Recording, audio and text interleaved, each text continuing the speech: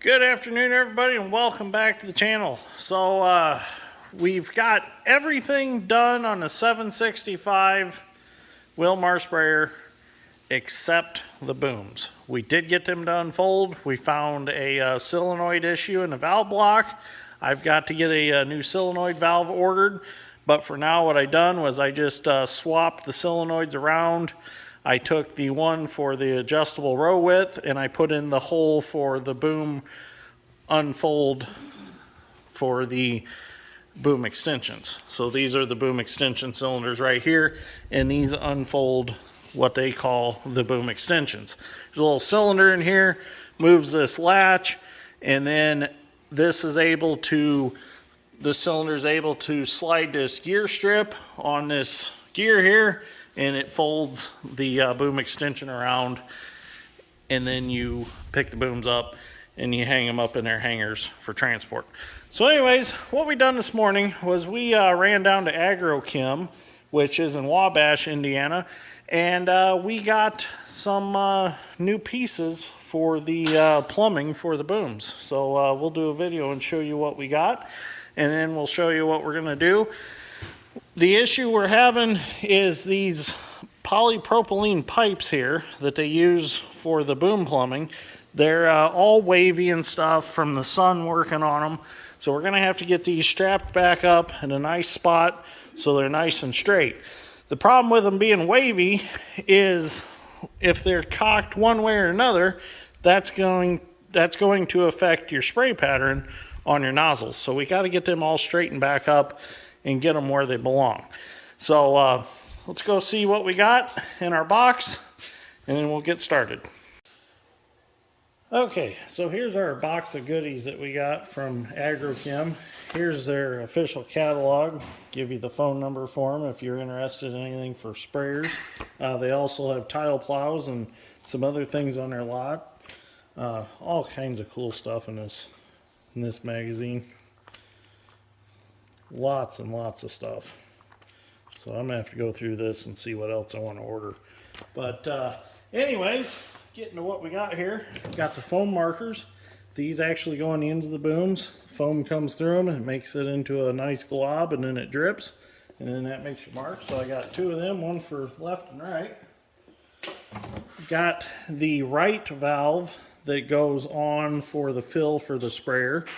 With this valve, we'll be able to mount it back the way that it's supposed to instead of it just hanging from the plumbing on the sprayer. Got a cap for that, and got a male banjo fitting cam lock that threads into that. It's all banjo stuff. So I've got a couple hose barbs, got a couple T's here. So here's the new nozzle holders. These are TeeJet nozzle holders. This is a diaphragm valve here. This actually keeps your booms from draining while you're turning. After you turn your spray pressure off and you make your turn, this only allows what's left in the tip to drip out and nothing out of the boom lines themselves. So these are TeeJet. You've got 3 options for different tips here. So these are pretty nice because if you want to clean them or something, you just pop that out, pull this apart, and then you can clean it. So our original ones, this is our original, and a lot of these clamps are broke. They're broke here, broke up here, so we just decided to replace them. And we actually had it out the other night and had water in it, and a lot of these, after you shut the spray off to them, they just sit there and dribble because the diaphragms are bad in them. So we decided that we're just going to go with all new nozzle holders and just throw these away. So there's enough nozzle holders in this box to redo the booms. So we're going to leave the booms at 80 foot as of right now, and just work with what we've got. Eventually we're probably going to widen the sprayer back out to 90 foot. But as of right now, we're going to keep it 80 so we can get it out in the field and get spraying. So let's get started on this and see what we can get done on it. Okay, so I'm going to go ahead, I'm going to start putting on one of these new nozzle holders. And another cool thing about these TeeJet ones is the way that they will be the nozzles will actually be a little higher than the old style. As you can see, the old style hung straight down underneath. These actually have the nozzles out the back, so there won't be so much hanging down under the boom to get caught on a crop. So that was a kind of a good advantage to these. If you're wondering what the part number is on the new TeeJet ones, they are QJ360C is the part number if you're interested in getting some of these. They're kind of the common nozzle holder now. A lot of sprayers have them, so they're pretty common and they're easy to get. Like the ones that were originally on this, they were hard to get, and it was just the right thing to do to just switch them all over and make them something common. So all there is just a stainless steel screw in them. I'm just going to use the 90-degree Milwaukee drill to run the screw in. Come around this side. It's kind of funny, when we were down there at Agro-Chem, their salesman walked in and he actually recognized me from the video. Kirk said they had just watched it the other night, and he said it was really cool that we just come in today to get parts for it. So back in the day, Kirk sold these Wilmars brand new, and he actually sold my Uncle Larry the one that he had and the one that Dad had ran for my Uncle Larry.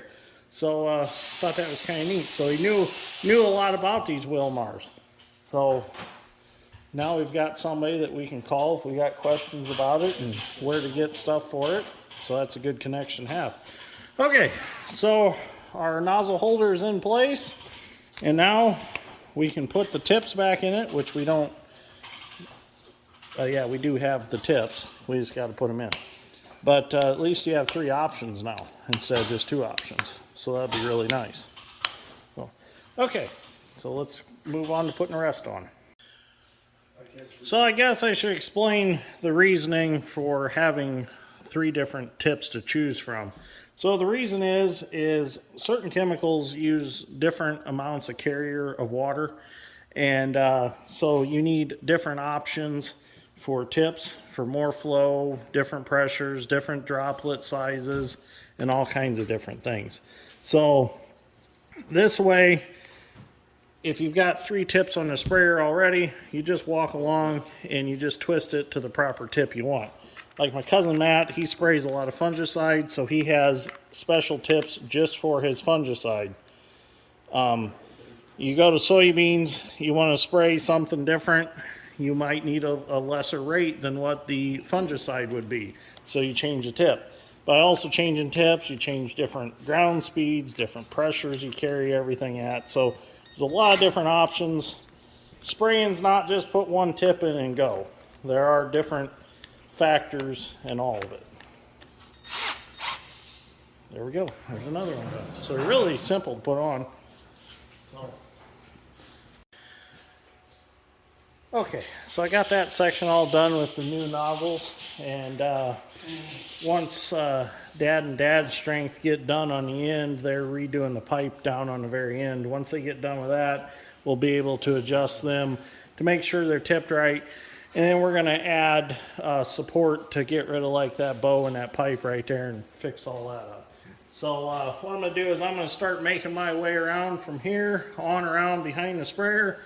I got to take off the old ones, and actually I like the new ones because they're a single screw design to take them on and off, so that works really nice. These are actually 2 bolts on each one. The new ones are 1 screw and they got a hinge on them, and that makes it nice. So if you're wondering how they seal on the pipe, oh, there's water in that one. The way they seal on the pipe is you just drill a 3/8 hole in your tube. You either have some booms or stainless steel. I've heard of some being aluminum. This one's got plastic pipe because it is older. But all they got in there is just an O-ring that seals against there. And when you tighten it up, that's what makes the seal. So I went and got a drain pan to throw under there now to catch the water if there's any left. I thought we had these all drained, but obviously there's still some in the booms. It's just clean water.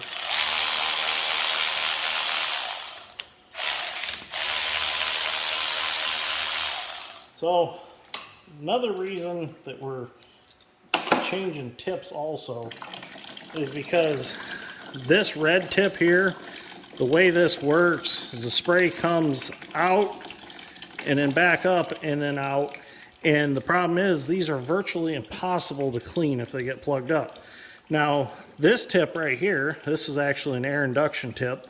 So when the spray comes through it, it mixes with a little bit of air and causes a good sized droplet. Nice thing about these tips is these are cleanable. You can actually clean that tip out with no problem because you can pass a little tip cleaner right through there and clean it. This red one, you can't do that. You can't even see daylight through it. So that's why we're not going to use these anymore. We're going to go to all these style air inducted tips that are able to be cleaned. Well, I got all the bolts out of these. I just have to pull them out of the tube. Oh, a little water in there yet. I thought I had it all drained. That's all right. That's what we got a squeegee for.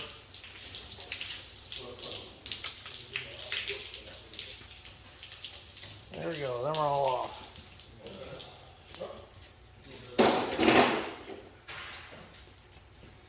So now I can go ahead and put all the new ones across the back. And as you can see, we need to straighten that pipe out some. It's got that curve in it down there, and it's got a little curve here. They must have backed into something and bent this bracket up, so we're gonna have to straighten that. We're gonna have to straighten that. It needs pulled down. It's not level the way it's supposed to be. So,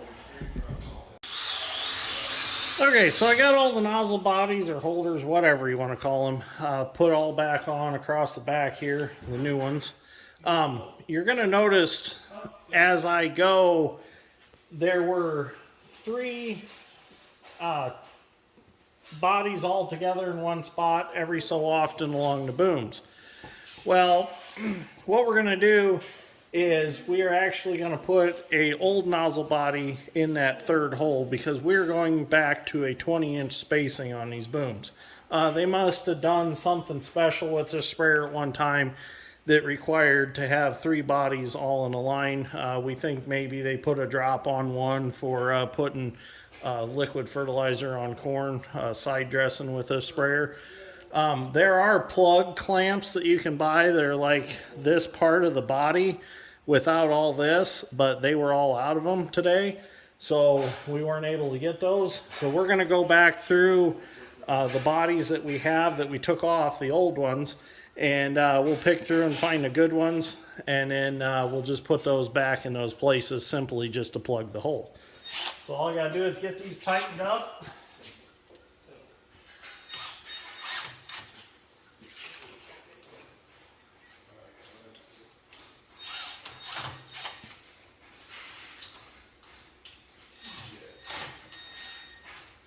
And who knows, we might actually utilize those other body spots along the way. Who knows? You just never know. And that's the beautiful thing about this poly pipe and the way all this works is if you do want to ever do something different, you take a 3/8 drill bit, drill a hole in it, make sure it's straight in the bottom, drill a hole, get another nozzle body, clamp it around, and you've got another option. So it works out real nice. I did look into a full stainless steel kit. I can't remember where that kit was from, but it was for a John Deere sprayer. That's what I spec'd it out for because they didn't have a Wilmar option, but it was 80-foot booms. It was like $6,600. So I'm like, well, maybe not right now for that. That's a little over the budget. So we just decided to put it all back to what it was. And there's nothing wrong with this setup. It works just fine. So, okay, those are all tightened back up. Dad and Dad's strength are actually chasing me around. They're straightening all the pipe out, putting in braces where it needs to be braced, and making it all straight, and it looks really good. We'll go back through and we'll look at what they did after I get the rest of these done. Okay, so we've made it all the way around the sprayer. Got all of our nozzle bodies put on. Got all these pipes all nice and straight now. Got them supported where they need to be supported. Everything looks really good. went through and picked out some good of the old nozzle bodies and put them where I said they needed to go. So it's looking really nice. I mean, look how nice and straight that is each way. Yeah, that's gonna be real nice. Now our spray pattern is gonna be the way it needs to be. So Dad's finishing up a few here on the back real quick. So I'm gonna go back up to the fronts, to the ends of the booms, and I'm gonna get the left-hand side foam marker boot put on. I'm gonna show you how I'm gonna do that. And I'm gonna go home for dinner because I'm getting pretty hungry. So let's get that put on and get that over with. Okay, so what I got here is there's an end plate on this boom, and this has been cut off. This boom extension should be another 5 foot out, but they cut it back when they chopped it off because they must have destroyed these at one time and decided, well, we'll just chop them off 80 foot. So what they done was they just welded this plate here on the end. So what I did was I just took a hole saw, Milwaukee hole dozer, drilled a hole. I'm going to stick my hose barb in. I've got a machine washer on there to take up a little bit of space because my hole's a little bit big, but that's okay. So here's what I want to do. Put the hose barb in there. I'm going to thread it into my coupling on my foam marker here. Let me grab my Knife X channel or Cobra pliers here. Just tighten that up a little bit. Now the idea here is I want this to swing a little bit so it's a little bit breakaway. So in case it does hit something or gets dragged through big weeds, it's got a little bit of play to it. There we go. That'll work. That's sealed up. I'm just going to go ahead and slide my clear tubing on that I've got running through the boom here. This tube will run all the way up to our foam marker on the back of the sprayer. Once we connect it, we'll have our foam out to here. This line, we'll just zip tie it up to the boom where it's out of harm's way, and it'll be good to go.